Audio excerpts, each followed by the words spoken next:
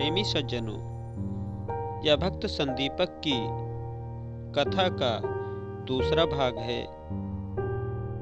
इसमें सुनेंगे महर्षि वेदधर्म अपने शिष्य संदीपक की कैसी कठोर परीक्षा लेते हैं। आइए सुनते हैं। जब महर्षि वेदधर्म के कठोर वचन सुनकर भी संदीपक के मन में कोई ऐसा विचार न उठा, उसने गुरुदेव के चरणों में दंडवत वंदना कर विनय की। ऐसा न कहें गुरुदेव, आपकी सेवा करना तो मेरा परम धर्म है। उसी दिन संदीपक काशीनाथ के मंदिर गया और भगवान शिव जी के चरणों में प्रार्थना की, भगवान, मेरे गुरुदेव नहीं चाहते कि मैं आपसे कोई वरदान मांगूं, इसलिए आप मुझे क्षमा करें। भगवान शिव उसका यह कथन सुनकर चकित हुए और उन्होंने भगवान विष्णु का स्मरण किया। भगवान विष्णु तुरंत वहां प्रकट हो गए। संदीपक ने उनकी वंदना की तथा भगवान विष्णु बोले, संदीपक, हम तुम्हारी गुरु भक्ति, गुरु प्रेम और गुरु सेवा से अति प्रसन्न हैं। तुम्हारी जो भी इच्छा हो मांग लो, हम तुम्हारी प्रत्येक इच्छा पूरी करेंगे। संदीपक ने विनय की, प्रभु, मैंने कभी आपकी सेवा भी नहीं की, भगवान शिव जी की पूजा आराधना नहीं की, फिर भी आप दोनों की मुझ पर इतनी अधिक कृपा है, यह जानकर मुझे खुशी भी हो रही है और आश्चर्य भी हो रहा है। आपकी इस कृपा को पाने के लिए तो भक्तजन बरसों आपकी पूजा आराधना करते हैं, तब भी आपकी कृपा के लिए तरसते हैं। आपकी मुझ पर जो या अहेतु की कृपा हो रही है, प्रभु, क्या इसका कारण मैं जान सकता हूं? भगवान विष्णु बोले, संदीपक, तुम जो प्राणपण से एवं श्रद्धा निष्ठा पूर्वक गुरुदेव की सेवा कर रहे हो, वह तुम निश्चय जानो कि हमारी ही सेवा कर रहे हो। अपने गुरुदेव के प्रति ऐसी अटूट श्रद्धा, अचल निष्ठा एवं अविरल विश्वास रखने वाले गुरु भक्तों के प्रति मैं सदा ही प्रसन्न रहता हूं और उनका सदा ऋणी भी रहता हूं। भक्तों के मैं कर बिकूं, यह मेरा असूल, चार मुक्ति दूं ब्याज में, दे न सकूं मैं मूल। संदीपक ने कहा, भगवान, मेरे हृदय में यह दृढ़ विश्वास है कि गुरुदेव की सेवा भक्ति करके मैं ज्ञान की प्राप्ति तो क्या मुक्ति भी प्राप्त कर सकता हूं, क्योंकि वे पार ब्रह्म परमेश्वर का अवतार हैं और ब्रह्मा, विष्णु तथा महेश सब उनके अस्तित्व में आ जाते हैं। जैसा कि कथन है, गुरुर ब्रह्मा गुरुर विष्णु गुरुर देवो महेश्वरा, गुरुर साक्षात पार ब्रह्म तस्मै श्री गुरुवे नमः। अर्थात गुरु ही ब्रह्मा है, गुरु ही विष्णु है, गुरु ही परमेश्वर है तथा गुरु ही साक्षात पार ब्रह्म है। उन गुरुदेव को मैं नमस्कार करता हूं। गुरु ब्रह्मा गुरु विष्णु है, गुरु शंकर गुरु साध, दूलन गुरु गोविंद भजु, गुरुमत अगम अगाध। इसलिए हे प्रभु, आप जो भी वरदान मुझे देना चाहते हैं, वह मैं अपने गुरुदेव की कृपा से उनसे ही प्राप्त कर सकता हूँ। संदीपक के विचार सुनकर भगवान विष्णु अति प्रसन्न हुए और बोले, संदीपक, तुम गुरु भक्तों में शिरोमणि हो, तुम मुझे अति प्रिय हो, इसलिए मेरी यह इच्छा है कि तुम मुझसे कोई न कोई वरदान अवश्य मांग लो। संदीपक ने कहा, प्रभु, मुझे कोई वरदान नहीं चाहिए। मेरी तो बस यही अभिलाषा है कि अपने गुरुदेव की सेवा में तन प्राण से सदैव ही करता रहूं। ऐसा ही होगा, यह आशीर्वाद देकर भगवान ने फरमाया, तुमने सतगुरु की महानता एवं श्रेष्ठता को समझा है, क्योंकि तुम उन्हें पार ब्रह्म परमेश्वर का ही अवतार मानते हो। सतगुरु अमृत एवं आनंद के सागर हैं। जो इस सागर में एक क्षण के लिए भी श्रद्धा निष्ठा पूर्वक डुबकी लगा लेता है, वह अमर पद की प्राप्ति कर लेता है। जो सतगुरु के ध्यान, उनके प्रेम और उनकी भक्ति को अपने हृदय में बसा लेता है, वह परमात्मा की प्रसन्नता प्राप्त करता है और सब लोकों में यश भी पाता है। इस प्रकार संदीपक को आशीर्वाद देकर भगवान विष्णु तथा भगवान शिव अंतर्ध्यान हो गए। संदीपक वापस गुरुदेव के चरणों में पहुंचा और उनके चरणों में प्रणाम किया। उसे यह देखकर आश्चर्य हुआ कि आज गुरुदेव के मुखमंडल पर क्रोध के स्थान पर मुस्कुराहट विद्यमान है। गुरुदेव ने पूछा, संदीपक, भगवान विष्णु ने तुम्हें क्या वरदान दिया?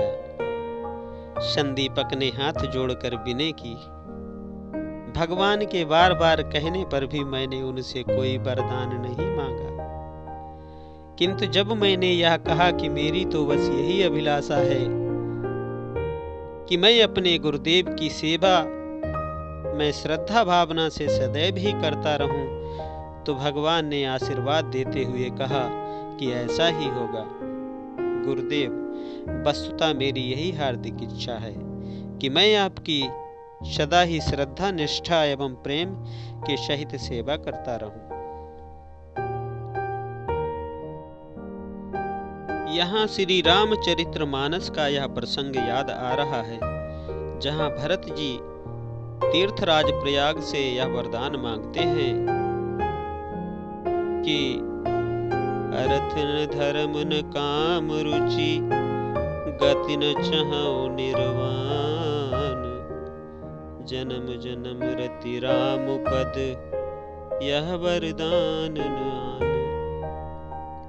अर्थात मुझे न अर्थ अर्थात धन की इच्छा है, न धर्म की, न ही कामना की पूर्ति चाहता हूँ, और न ही मोक्ष गति।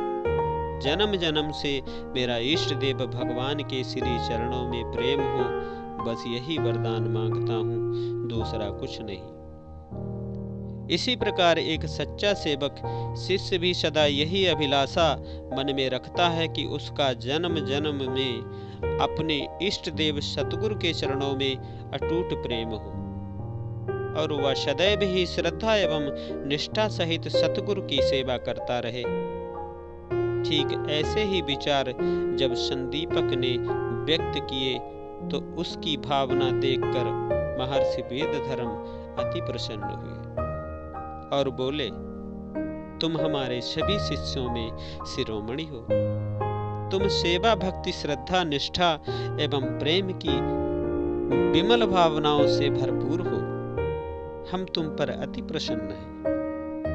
हम तुम्हें वरदान देते हैं कि तुम्हारे मुख से निकला हुआ प्रत्येक वचन सत्य सिद्ध होगा। जो प्राणी भी तुम्हारी संगति में आएंगे वे दुख अशांत और कल्पना आदि से छुटकारा पाकर सुख आनंद एवं शांति को प्राप्त करेंगे। तुम भक्ति धन से सदा माला माल रहोगे और उसी क्षण महर्षि वेदधर्म का शरीर ऐसे स्वस्थ हो गया मानो उन्हें कोई रोग ही ना हो। और उन्हें हुआ भी क्या था? जो पार ब्रह्म परमेश्वर का अवतार हो उन्हें भला कर्म अथवा रोग छू सकते हैं? कदापि नहीं। यह सब तो एक सच्चे सेवक की गुरु भक्ति को निखारने के लिए गुरुदेव की एक लीला मात्र थी। कहते हैं कि सोने की परीक्षा सुनार 4 प्रकार से करता है, इसी प्रकार शिष्य की परीक्षा भी गुरुदेव 4 प्रकार से करते हैं। इस विषय में शास्त्रकार का कथन है, सोना खरा है या खोटा, इसको परखने के लिए, इसकी परीक्षा के लिए उपरोक्त श्लोक में 4 विधियां बताई गई हैं।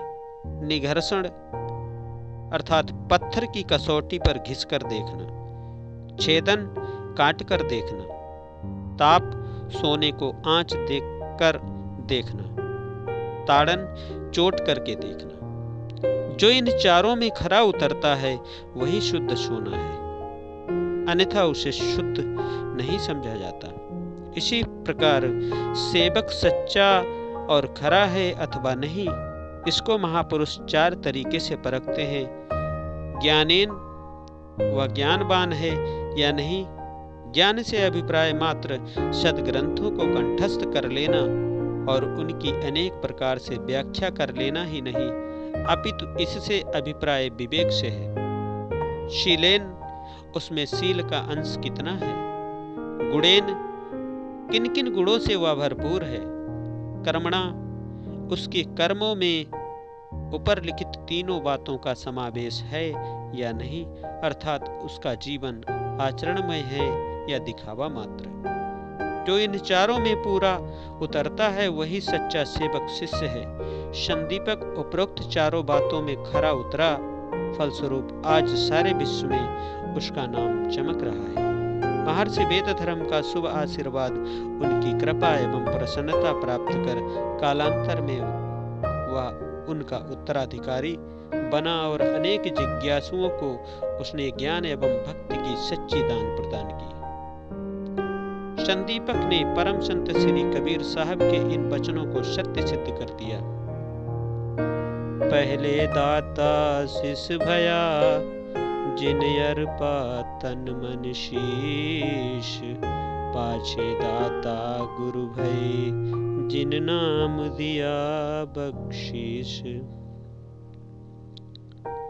अर्थात जिसने भी महापुरुषों की प्राणपण से सेवा की वह स्वयं संसार के लिए सेव्य एवं पूज्य बना, परंतु जो अपने आप को देखता रहा अर्थात अहमता एवं अहंकार से भरा रहा, वह उन समस्त गुणों एवं दिव्य लाभ से वंचित रहा। यद्यपि हमारा कर्तव्य है कि संदीपक की उपरोक्त कथा से शिक्षा एवं प्रेरणा लें और अहमता अहंकार को त्याग कर अटूट श्रद्धा, अचल श्रद्धा, अविरल विश्वास एवं अत्यंत विनम्रता दीनता के साथ अपने इष्ट देव की सेवा भक्ति करके उनकी कृपा एवं प्रसन्नता के पात्र बने और अपने जीवन को सफल एवं सार्थक करें।